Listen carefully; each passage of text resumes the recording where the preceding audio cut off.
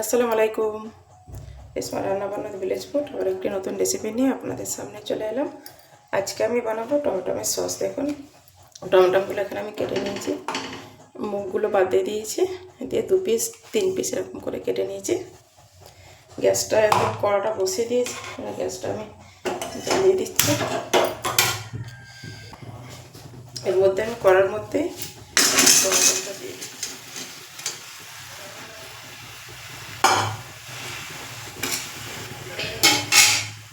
এতে আমি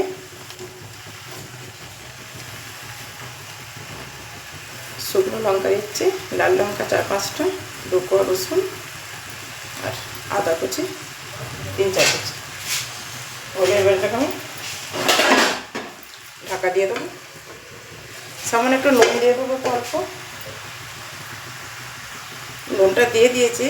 এতে কোনো এক্সট্রা পানি ব্যবহার করবো না, এতেই সেদ্ধ হবে ওটা।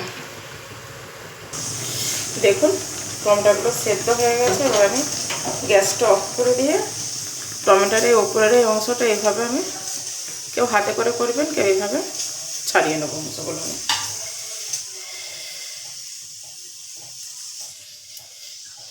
হাতে করেই বেটার হবে। দেখুন কত সুন্দর উঠে আসছে। এই অংশগুলো সব ছাড়িয়ে নেব, তারপরে মিক্সিতে বেটে নেবো। এটা আমি আসছি কড়াটার মধ্যে বানাবো। আমি কড়াটায় বসিয়ে দিলাম, এর মধ্যে আমি ছেঁকে নেবো। এটা একটা চালনে নিয়েছি, নিয়ে এতে আমি ছেঁকে নেবো। ভেতরে যে দানা দানা থাকে সেইগুলো এর মধ্যে আটকে যাবে।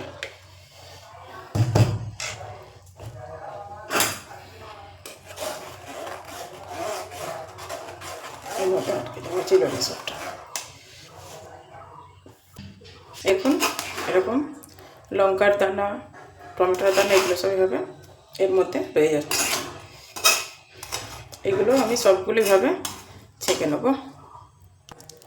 দেখুন সবটা আমি ছেঁকে নিয়েছি। এবার আমি গ্যাসটা অন করে দেবো।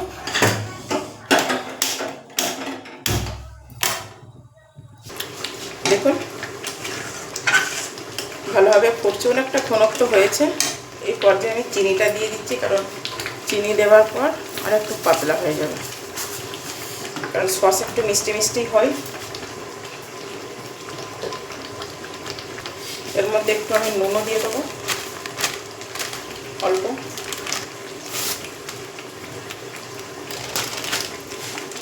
কাশ্মীরি লঙ্কাটাও দিয়ে দিচ্ছি কালারের জন্য। এতে আমি কাশ্মীরি লঙ্কা ব্যবহার করছি, আপনারা ফুড কালারও ব্যবহার করতে পারবেন। ফুড কালার বা কেউ বিটের কালার দেয়। নাড়াচাড়া করব। এবারে ওর মধ্যে আমি 1/2 কাপের মতো ভিনিগার দিয়ে দিচ্ছি। এখানে আমি ভিনিগার ব্যবহার করছি। যদি আপনাদের কাছে ভিনিগার না থাকে তার পরিবর্তে আপনারা লেবুর রসও দেবেন।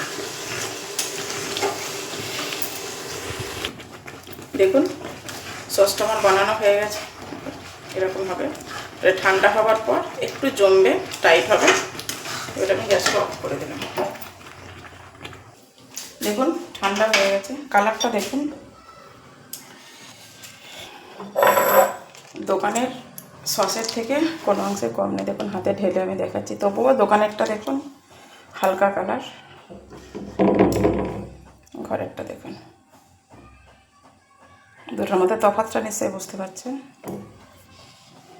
কত সুন্দর হয়েছে। এবার আমি এই কাঁচের বয়ামটার মধ্যে ভরে নেব। দেখুন ভরে নিয়েছি, খুব সুন্দর হয়েছে। আমি বানাচ্ছি বলে বলছি না, অবশ্যই বাড়িতে ট্রাই করবেন।